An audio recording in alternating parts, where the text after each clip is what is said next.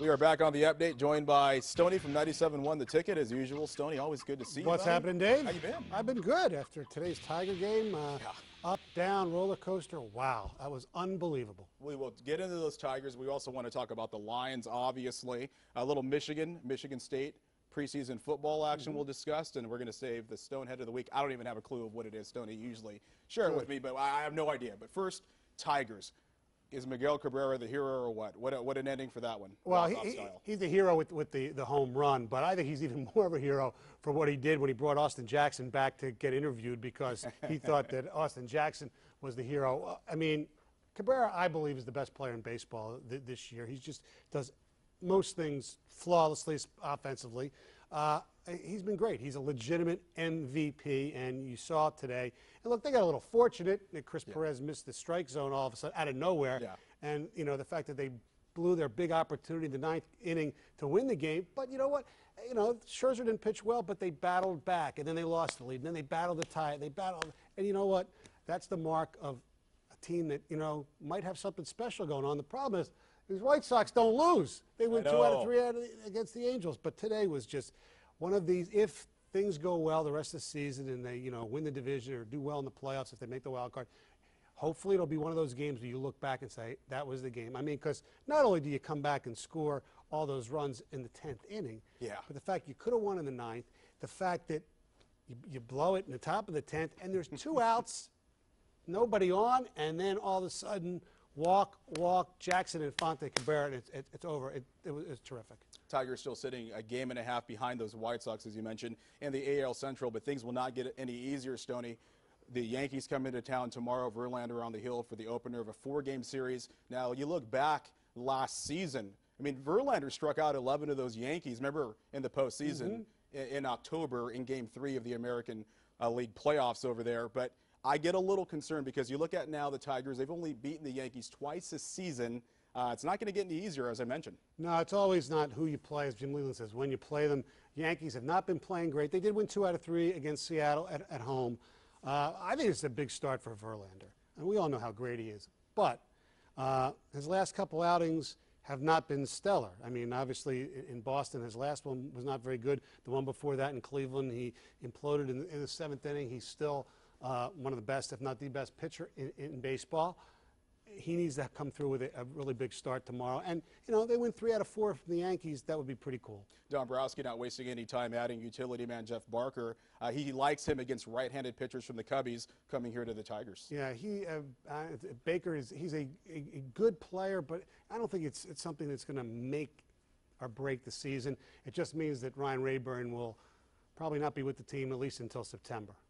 Moving ahead to the Lions now, everybody can finally relax now that Cliff Averill finally signs the 1-year franchise tender. He really didn't have a choice. No, that's why I think. I don't think anybody was sitting there saying that Cliff Averill is going to hold out for a long time. He missed, you know, a week of training camp basically. It's okay, and I like, you know, what he had to say, as we heard earlier, and he's got a good attitude, and that he'll be a good player. Is he worth, you know, a multi-year big contract? We'll find out after this season. I think the Lions did the right thing in doing what they did with the franchising him and not giving him exactly what he wants. He's got a lot to play for. You don't think you think it was fair what the Lions did? Absolutely. You know, I honestly, Stoney, I'm gonna have to disagree. Okay. Here's a guy who had 11 sacks last year, leading the team, 6 forced fumbles. You got to pay the guy what he's worth, because if you're Avery, you're thinking, wait a minute, bud, I led this team in tackles. I just feel that the Lions could have gave him a little more money.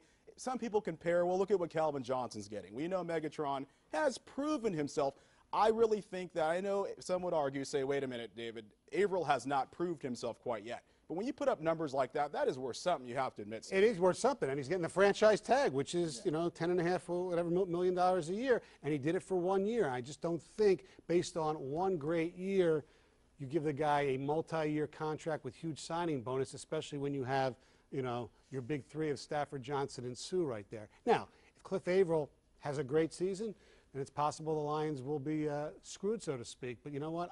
I think they can still work something out anyway at the end of the season. And just a reminder, the preseason game against the Cleveland Browns, Friday, 7:30. You can catch the pregame special right here before the first preseason game on WXYZ-7 Action Sports. We're going to be there at Ford Field. You know, Davey, see, you're new here. You don't know. You know, they talk about the Stanley Cup. They talk about the World Cup. It's the Great Lakes Trophy. The Great Lakes Trophy. I mean, there's nothing about this. Something about the Browns Lions preseason tilt. It's great. It's going to be good to see guys out there hitting somebody else for a change. Tell you what's also exciting. Speaking of football, Michigan State slowly getting ready. We saw the guys had a little preseason action going this weekend. Coach D'Antonio yesterday, and I know Hope saw the boys in Ann Arbor get ready today.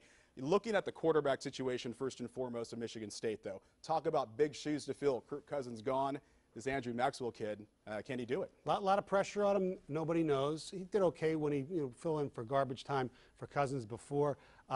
He's obviously going to be the key to that football team. They lost some good receivers, obviously, in Cunningham and Martin.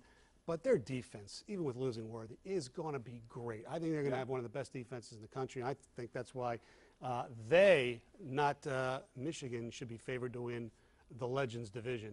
And as people know, I'm more of a Michigan fan than a Michigan State fan. I just think Michigan State, I just love their defense. Michigan, I can't believe they're ranked 8th in the country. You don't like the rankings? I understand why they were, 11-2, Hoke's first year. You got a senior quarterback, which is very important. But against huge competition, Denard didn't have great games. He'll obviously be better this year. And I think they lost some guys, Mulk, they lost the center, they lost Martin and Van Bergen up front on the defensive line. Yeah, the big loss. The other thing, and I hate playing the Beano Cook schedule game, but you have to do it once in a while. And Michigan was fortunate last year with a lot of favorable games at home. This year, obviously, the Alabama game is going to be tough. Huge. I mean, come on, let's be honest in that one. Tough in Texas. At Notre Dame, at Nebraska, at Ohio State, those are your tough road games. And people say, well, Ohio State's got, they're on probation, whatever. That's exactly why that game's going to be Urban Meyer's first Michigan-Ohio State game. They have nothing to play for all season except that game.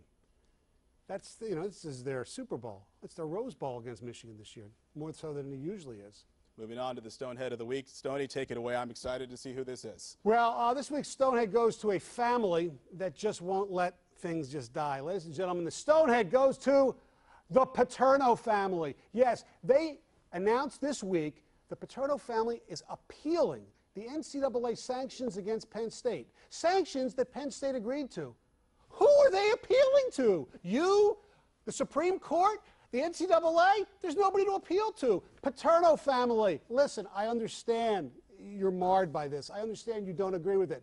Just shut the you-know-what up, take your Stonehead Award, and put that where the statue was, Stoneheads. Ladies and gentlemen, you heard the Stonehead of the Week. Stoney, good to see you. Thanks, Dave. As see you always, next week. 6 to 10 a.m., 97.1 The Ticket. During the weekdays, you can catch Stoney. Stoney's Stonehead of the Week is brought to you by Capital Mortgage Funding, the best mortgage bankers. Call 1-800-LOW-RATE.